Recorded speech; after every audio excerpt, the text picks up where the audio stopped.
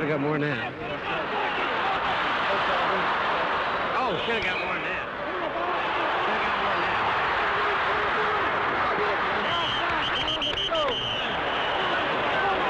Come on, get down there, on him! Get on him! Get on him! That's the way to go, team.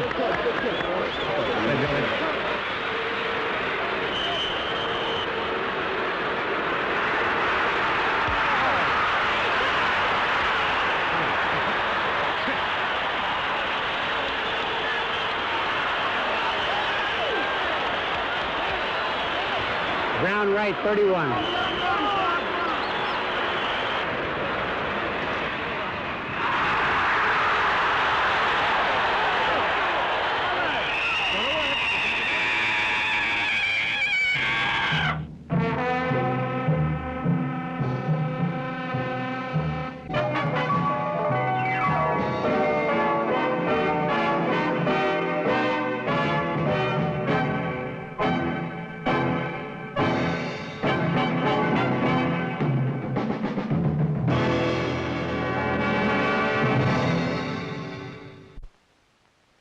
The 1968 Atlanta Falcons were a team that could never be called conservative in any sense of the word. They saw a season filled with events that were either impressive or infuriating, but never dull.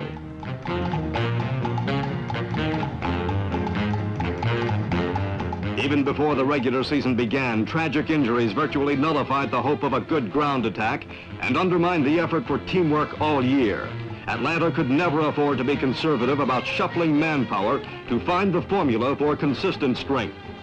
But there was nothing conservative about the style of play either. The Falcons were a team of explosive spirit and talent. Against Green Bay, Jim Butler ran through a scene that had all the fury and frustration of the season tied up in a package by itself. He stepped only 4 inches out of bounds on a run that went 92 yards in the right direction. There was no touchdown. All in all, the Falcons saw 6 games decided by the score of 1 touchdown or less.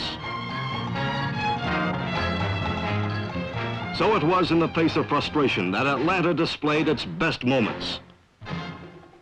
Number 26, Billy Lothridge, was again called upon for heavy duty as a punter, and he defended his title as the NFL's champion with an average of 44.3 yards per punt. And underneath those long, high spirals were the best representatives of Falcon potential and spirit, the specialty teams. They were young, strong, and they loved to hit.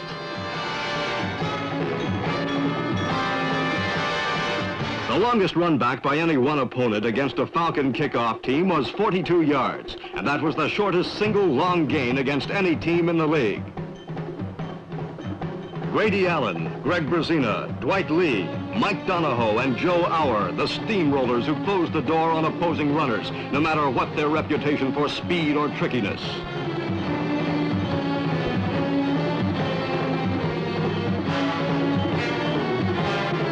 They allowed an average of only 19 yards per return, the second lowest in the league.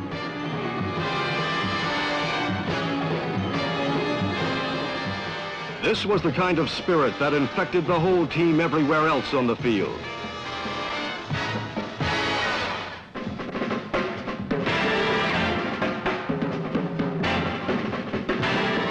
The Falcon mission all year was to hone down this raw power and put it together to get effective and consistent execution.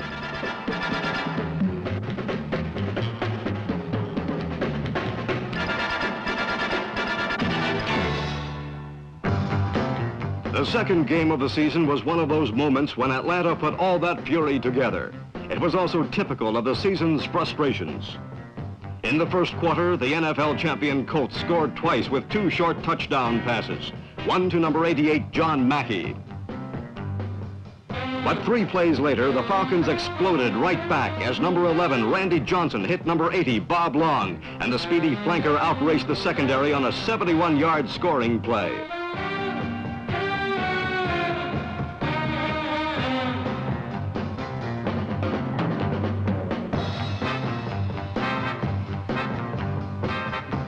The revenge was inspirational, and the Falcon defense settled down to a disciplined siege. It wasn't so easy for the Colts to move again. Atlanta's pass rush was very strong and forced 3 Earl Morrall passes into Falcon claws. The Colts got out of their own territory only once in the second quarter.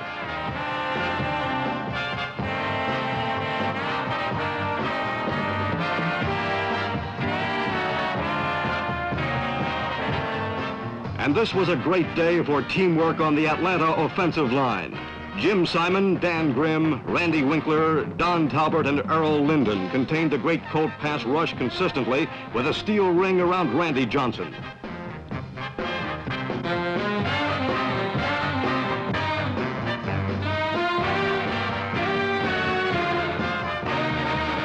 Johnson hit number 37, Perry Lee Dunn, for 32 yards. Then the highest scoring Falcon of the year, number 3, Bobby Enter, closed the gap to 21-10 at the half. Atlanta teamwork was merely solidified in the locker room. The second half was as explosive as the first. The Falcon front four was looking a lot like the great Colts were supposed to look. Offensive blocking continued to be strong, and runners like number 5, rookie Harmon Wages, contributed to a fine day on the ground.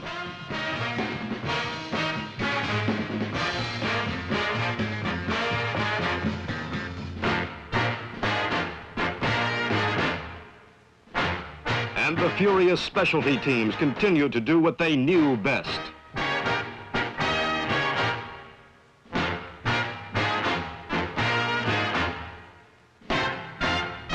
With a consistent team effort, the Falcons forced mistakes from a club that was known for its dependable execution. In the second half, they turned the game around with 3 fumble recoveries and 2 more scores. The Colts were always in trouble, but somehow Baltimore literally manufactured 2 miracles. One was this incredible flea flicker pass, and they barely got out of the Falcon clutch. At the end, it was the Colts on top by little more than a frustrating touchdown.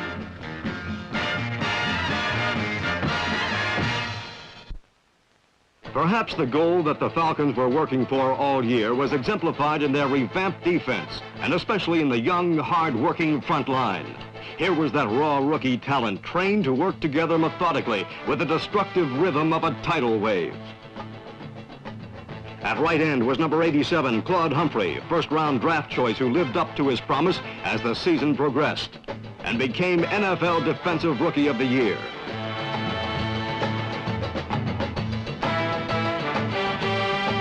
Both Humphrey and number 79, tackle Carlton Dabney, were on-the-job trainees who learned how to diagnose a problem on the run and rub it out.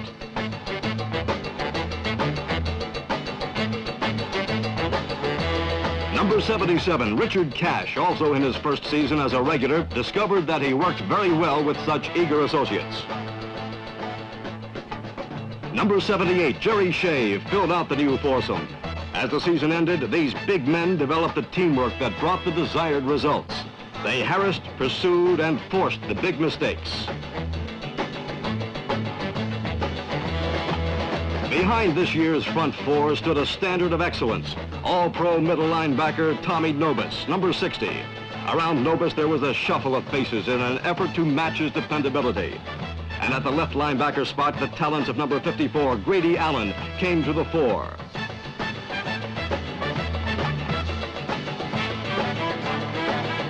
Nobis was doing his usual outstanding job all year, but his total season tackles decreased since there were others like number 55 weak side linebacker Ralph Heck helping out with the chores.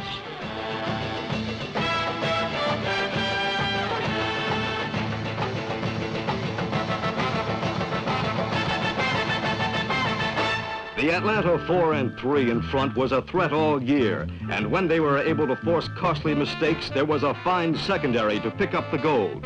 Number 49, veteran Jimmy Burson, tried several backfield positions and led the group with 4 interceptions. Assignments in the backfield shifted hands before a versatile young team emerged. Number 26, Billy Lothridge in the center, was one of Georgia Tech's finest quarterbacks and runner-up for a Heisman Trophy.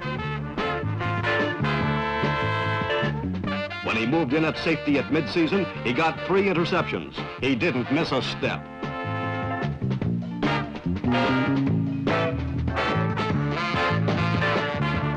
In 1967, injuries plagued number 27, Nick Rassis. But later this year, the All-America from Notre Dame put in some valuable time at left safety.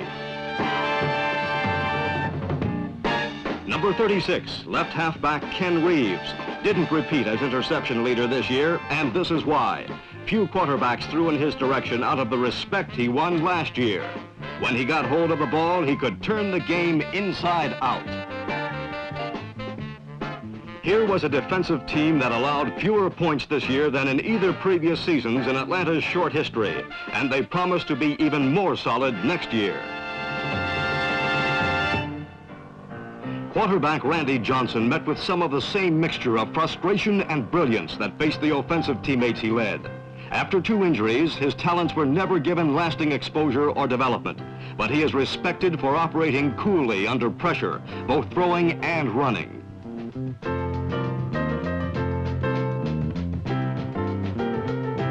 Johnson shared his job with number 17, Bob Berry, who also lived under pressure all season.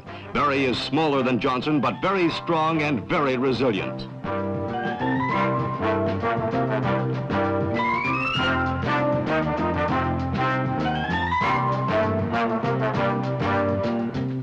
Operating well under pressure is not a one-man job.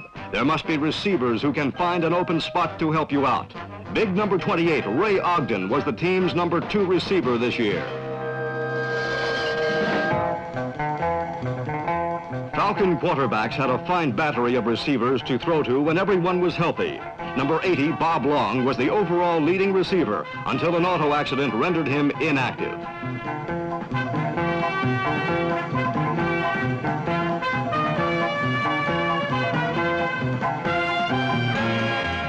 For most of the season, he played with a broken finger and still came up with some of the Falcons' finest moments.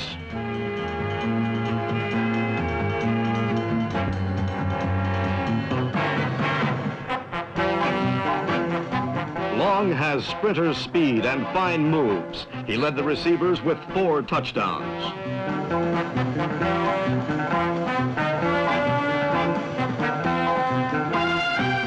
Fine veterans like number 85, Paul Flatley, filled in when injuries struck. And it was number 44, Jerry Simmons, who turned in the team's leading reception record. Simmons not only has good hands, he has beautiful moves and great speed. He has an uncanny knack of stretching catches into extra yardage.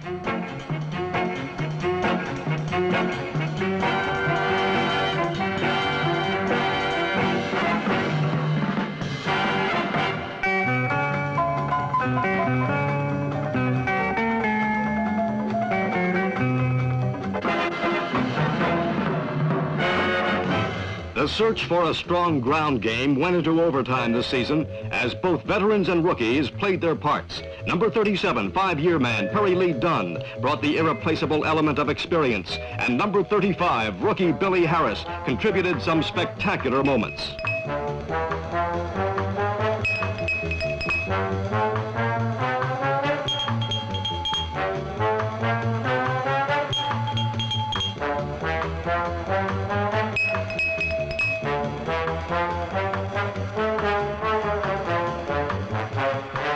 Another rookie who had a fine year was number 5, Harmon Wages. Wages has good size and nifty moves, plus the threat that has helped many teams into the winning column, the halfback pass.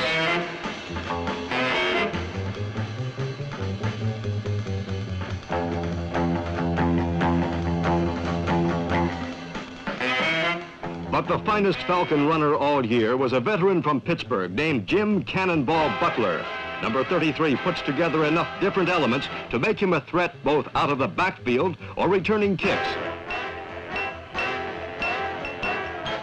He got the yards and he got the inches when they were needed.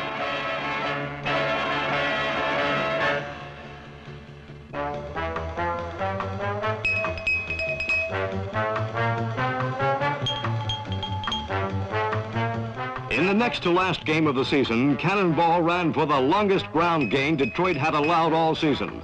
The previous long gain against the Lions was 18 yards. This went for 60 and a touchdown.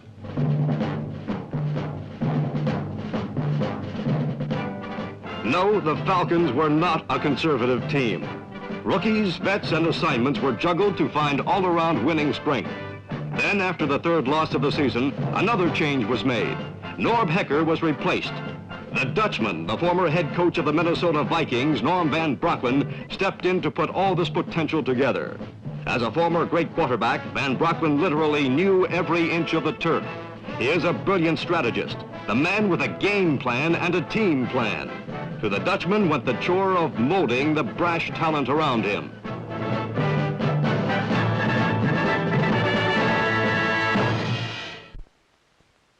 With the Dutchman at the helm, the Falcons got the taste of victory. Hard-fought victory. The Bears have a big, aggressive defense, as rookies Harmon Wages and Billy Harris could testify.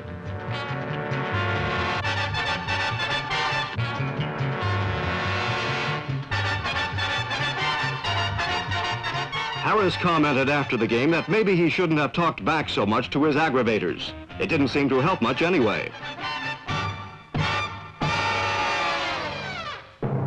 When they kept their cool and turned their energies in the right direction, they got the job done. Wages broke loose for his longest day of the season, a total of 71 yards.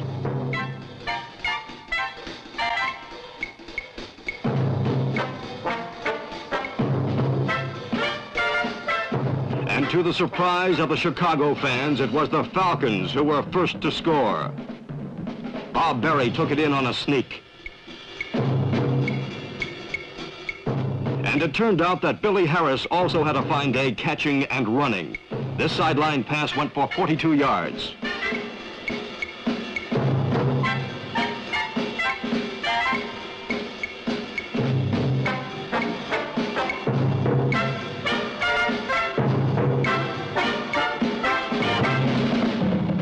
Falcons got the second touchdown of the game as well. Admittedly, the Bears were without the help of several key players, including the great Gale Sayers. But Atlanta was undeniable both ways all day. It was the Falcons who put on the great defensive display and forced the Bears into many mistakes. Chicago could only score one touchdown, and that came on a rollout by quarterback Virgil Carter in the second period. Twice the inspired Falcon defense forced Chicago to go to kicker Mac Percival to get their only other 6 points.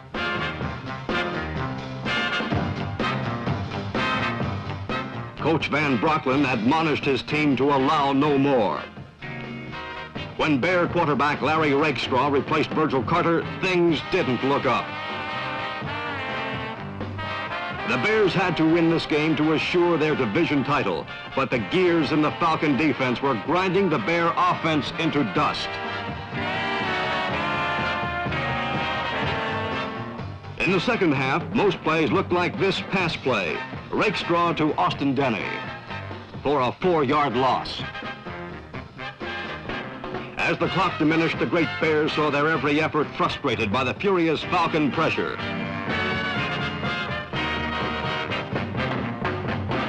Offensive blocking allowed the Falcons to better the Bears on the ground and in the air.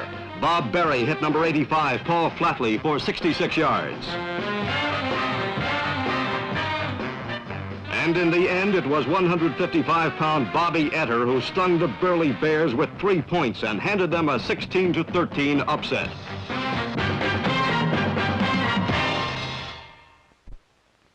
Under coach Norm Van Brocklin, the Falcons won 2 games. Perhaps the most satisfying was the win over the undefeated Giants, the Dutchman's second game at the helm. Here he was discovering for the first time the explosive talent he had at his fingertips and the urgent need to control that talent and make it work consistently. 3rd and 3, you always want to get the what first? 3 yards. Don't turn sideways now. Yes, sir. You know, turn upfield now. All right. Turn, see? Yes, sir. I mean, I can't tell you how to run except when we got to have the 1st and 10, we get that first, right? Yes, sir. Let's take the $1.98 and wait for the home run later. All right. All right, Jim? Yes, sir. Let's go, Ken. He knew the will to win was always there, but the style of play needed expert discipline. Yes, sir. I don't want you up there running around faking blitzes and getting out of position. You understand? Yes, sir. You line up where you're supposed to line up. None of that Harry High School, fake this. Do what we're told. Yes, sir. You can't play football in the NFL, you can't play football for me. If you're not coachable. You start there, right? Yes, Let's play our defense, right? And the defense responded with dispatch.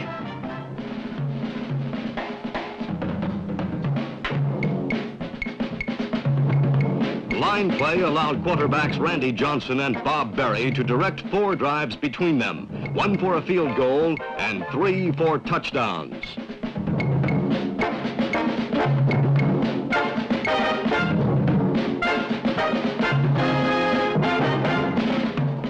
And Cannonball Butler got far more than $1.98, rushing for nearly 100 yards. And efforts like these allowed for 1 or 2 moments of pure satisfaction.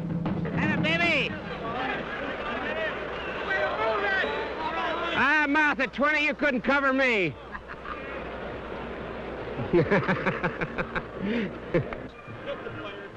But the Falcons had to come from behind twice, and with 10 minutes left in the game, New York was ahead 21-17. Atlanta had to come up with clutch plays to make their bid. This is what a day's work is all about in the NFL. 75X corner. Instead of turning, take a step in and go to the corner. Now you look over to the halfback, see, this Parsley, see? Yeah. If they blitz, he's got a man-to-man, see? Right? Right. You take a good move to the inside and go right to the corner. Right? They're playing the turn now.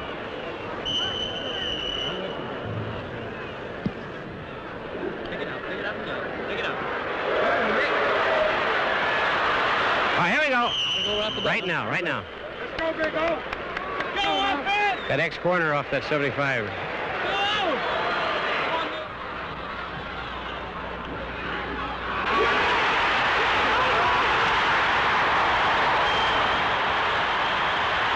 What yard line? 5-yard line.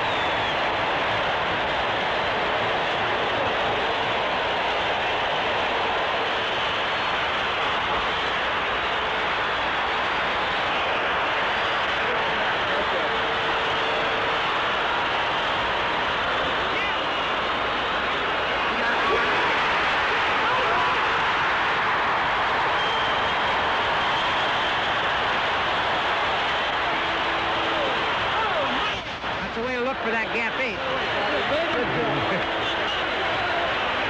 Way to go, Ray. Way to go, Bobby.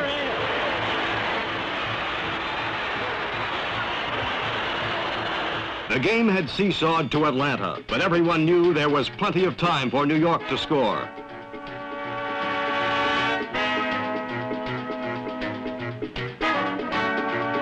No amount of bench strategy would help now.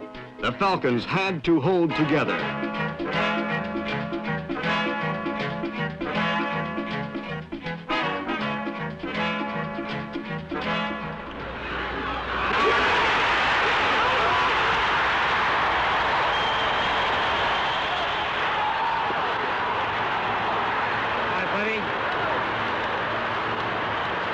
Just run double wing rights and left with cannonball 36s.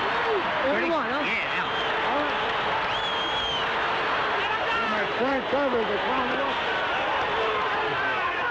That was it. Atlanta stopped the drive, and the hitherto undefeated Giants were on the verge of an upset. The 1968 Atlanta Falcons were like the chameleon, changing many faces and coming up with unpredictable performances. They could only deliver 2 wins, but both were major upsets. But they acquired a new leader in the process and promise of new success in the future, with talent that had always been at the ready.